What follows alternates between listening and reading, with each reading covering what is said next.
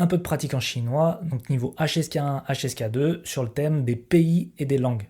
Et donc on commence par quelques phrases assez simples à traduire en chinois.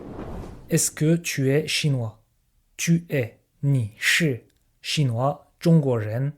Et le est-ce que, c'est ma qu'on place à la fin. Le ma, c'est littéralement comme est-ce que, c'est-à-dire que ce sera toujours une question auquel on répond par oui ou par non. Donc là, est-ce que tu es chinois? Oui, je suis chinois, ou non, je ne suis pas chinois. Et pour répondre, souvent, on utilise le verbe qu'il y a dans la question. Ici, le verbe, c'est être, shi. Et donc, pour répondre, au lieu de répondre simplement pou, souvent on répond pou shi. Mais c'est souvent donc en fonction du verbe qu'il y a dans la phrase. Et donc, si on veut faire une réponse plus complète, en répondant non, je suis français, on répond donc 不是. Et je suis, 我是 français, 法国人, donc une personne de France. Mais si on voulait répondre oui, je suis chinois, on répondrait 是的，我是中国人, donc 中国人 qui veut dire une personne de Chine. Et souvent, on rajoute de après le shi pour quand on veut dire oui. C'est pas de raison grammaticale, mais ça sonne plus naturel.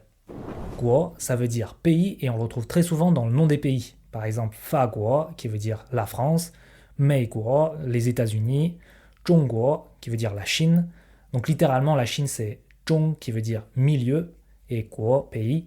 Donc c'est le pays du milieu. Et c'est pour ça que certaines fois on appelle la Chine l'empire du milieu. Mais il y a des exceptions. Par exemple, Jiben, qui veut dire le Japon. Il n'y a pas le mot Guo. Et littéralement, le Japon, c'est Ji, qui veut dire soleil, et Ben, qui veut dire l'origine. Donc littéralement, c'est l'origine du soleil. Et c'est pour ça que certaines fois, on appelle le Japon l'origine du soleil levant. 你是法国人吗？不是，我是中国人，你呢？我不是中国人，我是日本人。我很想去日本旅游。你是法国人吗? Donc le ma, c'est comme le est-ce que en français. Ni, shi, tu es. Faguoren. Donc Faguo, c'est la France. Ren, c'est une personne. Donc est-ce que tu es français? 不是, non. 我是中国人. Je suis chinois. Ni ne, qui veut dire et toi. 你是法国人吗？不是，我是中国人，你呢？我不是中国人. Donc je, 不是 c'est ne pas, donc je ne suis pas. 中国人, 中国 c'est la Chine et ren une personne, donc une personne chinoise. Je ne suis pas un chinois. 我是 je suis 日本人. Riben, c'est donc le Japon et ren une personne du Japon, donc un japonais. 我很想去日本旅游. 我 donc je 很想. 很 c'est très, 想 c'est vouloir, penser à. 去 aller, Riben, le Japon, Luyo, qui est le voyage, et pas n'importe quel voyage, le voyage touristique. Han, certaines fois, il ne veut pas dire très. Quand on le place avant un adjectif, il ne veut pas forcément dire très parce que on ne peut pas vraiment l'enlever. Donc, mais là, dans ce cas-là, quand il est placé avant un verbe, il veut dire très. Parce qu'on aurait pu l'enlever. On peut dire wa xiang tu, je veux aller. Si on rajoute han, qui veut dire très, c'est qu'on veut vraiment cette fois dire le sens de très. Donc en gros, ce qu'il faut retenir, c'est quand il est avant un adjectif, des fois il ne veut pas dire très, même le plus souvent il ne veut pas vraiment dire très. Par contre, avant un verbe, il est vraiment là pour amplifier. 我不是中国人，我是日本人。我很想去日本旅游。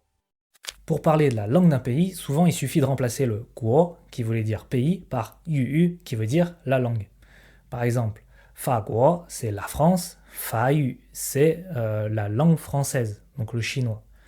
C'est vrai aussi pour Yin Guo, qui est l'Angleterre. Yin Yu, qui est l'anglais. Jiban, c'était le Japon. Jiyu, c'est la langue du Japon, le japonais. Pour le chinois, c'est un peu plus compliqué. Il y en a deux, enfin c'est les deux les plus courantes. Donc soit c'est Hanyu, soit c'est Zhongwen. Hanyu, c'est celui que nous, on entend le plus. En fait, la différence entre les deux, c'est que Hanyu, c'est que c'est souvent le terme qu'on utilise pour parler de la langue qu'on enseigne et qu'on enseigne souvent aux étrangers. C'est pour ça que nous, on l'entend souvent, parce qu'on apprend le chinois. D'ailleurs, le HSK, c'est Hanyu Shuiping Kaoshi, donc Hanyu, il y a Hanyu dedans. Par contre, il faut faire attention parce que ça ressemble énormément à Hanyu, qui est le coréen. Et en Chine, en fait, ils utilisent assez rarement le mot Hanyu. Pour parler du chinois, c'est très souvent Zhongwen. Donc dans tous les cas, c'est bien de savoir les deux, mais si on a un doute, autant utiliser Zhongwen. Déjà, il y aura moins d'erreurs et c'est aussi le plus fréquent en Chine. Et donc, une étude de texte qui est un peu plus compliquée. Le niveau est un peu plus élevé. Donc, wo jiao Lili. Lili, c'est un prénom.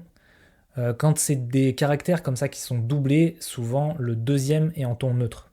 C'est-à-dire que le premier c'est li et le deuxième se prononce en ton neutre. Lili. Donc un ton neutre, c'est la voix, notre voix normale et un ton qui n'est pas appuyé, c'est-à-dire qui ne se fait pas fort et qui est plutôt court. Et wo jiao, c'est je m'appelle.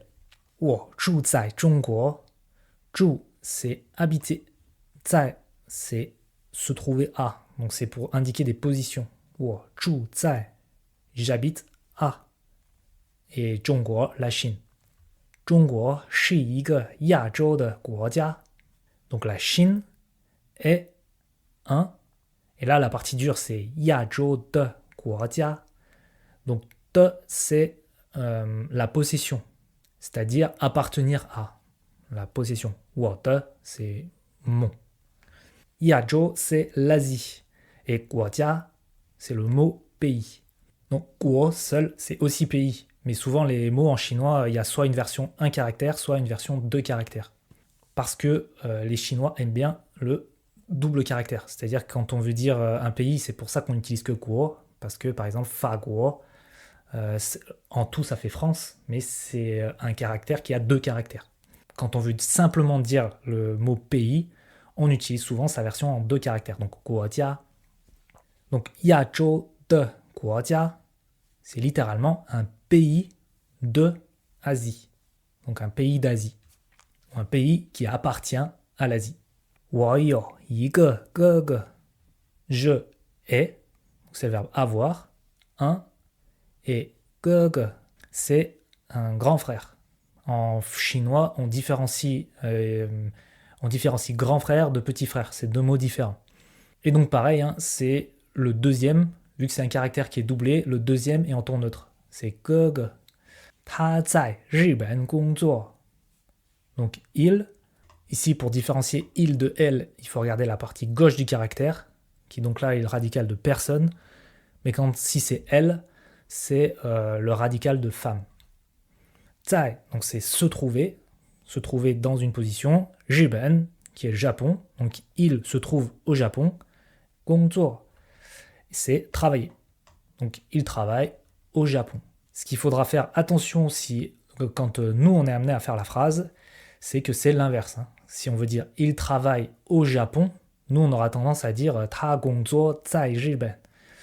C'est pas comme ça en chinois, on commence toujours par dire la position et l'action après. Donc c'est ta zai Riben gongzuo. Il au Japon travaille. Riben, donc le Japon, 是一个又小又漂亮的国家. Ça aussi, c'est pas une partie facile. Donc le Japon est un, et la structure yo, c'est pour mettre plusieurs adjectifs à un nom. C'est-à-dire en gros, c'est à la fois ça, à la fois ça. Donc il est à la fois xiao, qui veut dire petit, à la fois piaoliang, qui veut dire beau. Donc c'est un pays qui est à la fois petit, à la fois beau. Et de guojia, qui veut dire un pays. Et le de sert à relier l'adjectif au nom. C'est-à-dire que si on simplifie cette partie, qu'on enlève les yo et le xiao, si on voulait juste dire c'est un beau pays, on aurait dit 是一个漂亮的国家. Parce que beau pays, pour relier l'adjectif au nom, on met de. Donc là, c'est exactement pareil, sauf qu'on n'a pas un seul adjectif, on en a 2. Et quand on veut mettre 2 adjectifs, on utilise yo. Enfin, c'est un des moyens, c'est d'utiliser yo. Il veut dire à la fois ça, à la fois ça. 我还有一个朋友，他是韩国人. Donc 我 c'est je, 有 c'est avoir, 一个朋友 un ami. Et 还 c'est encore, c'est-à-dire 我有一个朋友 c'est j'ai un ami, Mais 我还有一个朋友, c'est j'ai encore un autre ami, j'en ai encore un autre en fait. 他是韩国人. Ici c'est le L, donc on voit qu'il y a le radical de femme sur la gauche du caractère, qui le différencie de il. Donc elle est et 韩国人. Ici, 国人, on voit bien que ça va être une nationalité, parce qu'il y a pays et personne. Et Han, qui est le Corée, la Corée. Donc, mon amie est coréenne. 我喜欢旅行.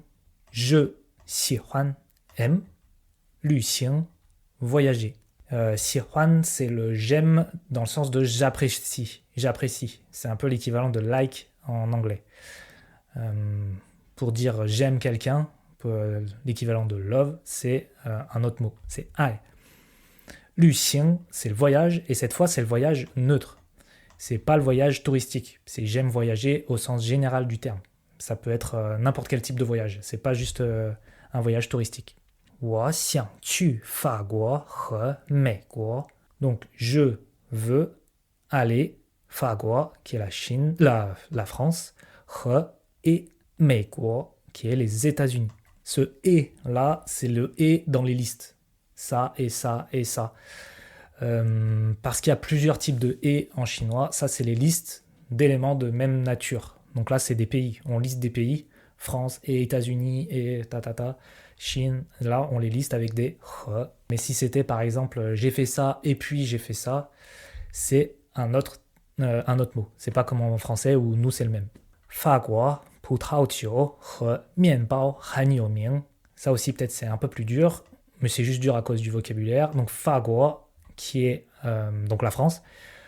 葡萄, c'est le raisin, et 酒, c'est l'alcool. Donc, l'alcool de raisin, c'est le vin. Donc, 葡萄酒, c'est le vin. 和, on a encore le 和 qui veut dire et le et des listes. 面包, donc le pain. 很, très. 有名, qui veut dire littéralement qui a un nom. Quelque chose qui a un nom, c'est quelque chose qui est connu. Donc 有名, ça veut dire connu, célèbre. 法国葡萄酒, le vin français et le pain est très connu, sont très connus. 世界上有很多国家. Donc 世界, c'est le monde. 上, sur le monde, donc dans le monde. 有很多, il y a. 很多, c'est beaucoup, donc 很多, c'est très beaucoup. Donc il y a beaucoup. 国家, de pays. Donc dans le monde, il y a beaucoup de pays. C'est la première partie. 我想学习更多语言. Je veux 学习, c'est étudier. 更多, donc c'est beaucoup. 更, c'est plus. Donc je veux étudier plus de 语言 qui veut dire langue. Et donc celle-là, c'est pareil, c'est la version de caractères pour dire le mot langue. 语言. Donc si on disait 我想学习很多语言, c'est je veux étudier beaucoup de langues. Mais quand on dit 更多, c'est je veux étudier plus de langues. Plus que ce que je fais déjà. Encore plus. 更多. 如果有时间, 有, encore avoir, 时间. Ça, c'est le temps. Donc, si j'ai le temps. 如果有时间. 我想去. Je veux aller. 很多地方. 很多, c'est toujours beaucoup. 地方, c'est une destination. Enfin, littéralement, c'est un endroit. Donc, je veux aller à plein d'endroits. Mais donc, à plein de destinations. 旅游, voyager. Donc, je veux voyager dans plein d'endroits. Et là, 旅游, c'est encore une fois le voyage touristique. 看看世界. Et donc, 看, c'est le verbe voir. Et 世界, c'est le monde. Il est doublé, le 看. C'est très fréquent ça en chinois. C'est un moyen d'adoucir le verbe ou de... Enfin, c'est un élément de langage, mais 看世界, c'est très neutre. Mais 看看世界, ça met plus d'émotion dans le verbe. Mais ça, c'est avec le temps. Il faut juste savoir que c'est très fréquent de doubler et que c'est un moyen d'adoucir le verbe. Là, il y a juste un truc important à regarder. C'est que nous, si on voulait dire cette phrase, on dirait si j'ai le temps. 如果有时间, c'est si j'ai le temps. Et on aurait mis un je. Donc on aura tendance, nous, à le mettre. 如果我有时间, et c'est pas faux, on peut le mettre, mais on évite de faire des répétitions de sujets en chinois. Il y en a beaucoup moins qu'en français, où nous on dirait si j'ai le temps, j'aimerais voyager. On met 2 fois le je. En chinois, très souvent, dans une phrase, on aime bien en mettre qu'un seul. C'est pour ça que là, il n'y en a pas en première partie. 如果有时间, il n'y a pas de je, mais il est induit. Donc si, avoir le temps. Parce que juste après, on met le je. Et quelques phrases à traduire. Donc, je ne sais pas parler chinois. Donc, wo, ne pas savoir. Quand on veut parler de choses qu'on a appris à faire, on utilise le mot hui, qui veut dire je sais. Je sais pour les choses qu'on a appris. Par exemple, apprendre à parler une langue, apprendre à faire du vélo, apprendre à jouer de la guitare, etc. On utilise hui pour les compétences apprises. Donc, je ne sais pas, wo, bu hui. Là, il faut faire attention au ton, parce que bu se change de ton suivant ce qu'il y a derrière. Si après lui, il y a un 4e ton, donc le même que lui, le bu change. Il devient 2e ton. Il monte. Bu hui. Donc là, c'est wo, bu hui. Shuo, qui veut dire parler. Zhongwen, le chinois. Donc je ne sais pas parler chinois. Mais j'aimerais vivre en Chine.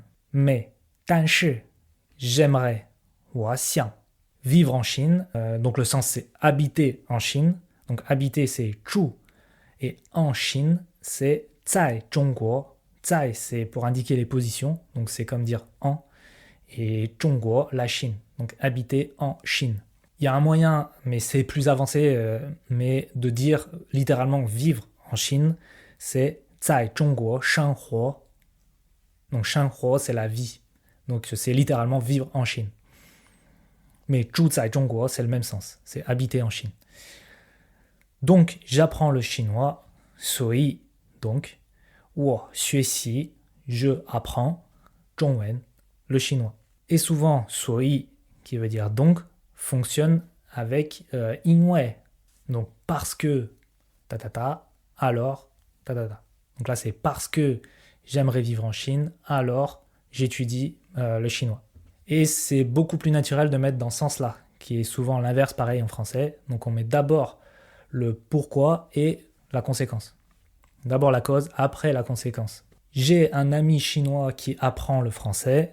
Donc j'ai un ami. 我有一个朋友. Et c'est un ami comment? C'est un ami chinois. Ici, chinois, c'est presque un adjectif. Donc, donc en chinois, les adjectifs se placent avant le nom. Donc, 我有一个中国朋友. 中国, c'est la Chine. Donc un ami chinois. Qui apprend le français. Donc apprendre le français, c'est 学习法语. Et pour préciser être en train de, c'est 在. Se trouver. Donc c'est le même 在 qui était pour indiquer les positions, parce que c'est se trouver. Mais c'est aussi, ça veut aussi dire être en train. Être en train de. Donc là, tu as 在学习法语. Il est en train d'apprendre le français. Je l'aide à apprendre le français. Je l'aide. 我帮他. Je aide lui. À apprendre le français. 学习法语. Apprendre le français. Et il m'aide à apprendre le chinois. 他帮我. Il aide-moi. 学习中文, apprendre le chinois. Et ça aussi, le et en milieu de phrase, ce genre de et, souvent en chinois, on ne les dit pas. On peut les dire, ça serait mais c'est aussi très naturel de ne pas les mettre. Beaucoup plus naturel qu'en français, où nous, on le mettrait naturellement. Et en tout cas, il ne faut pas dire, surtout pas, le he des listes. Là, pour le coup, c'est complètement faux. Et si tu veux que je t'accompagne pour apprendre le chinois, tu peux réserver un cours avec moi, il y a le lien dans la description, et j'enseigne la même méthode que ce que moi j'ai utilisé pour apprendre le chinois.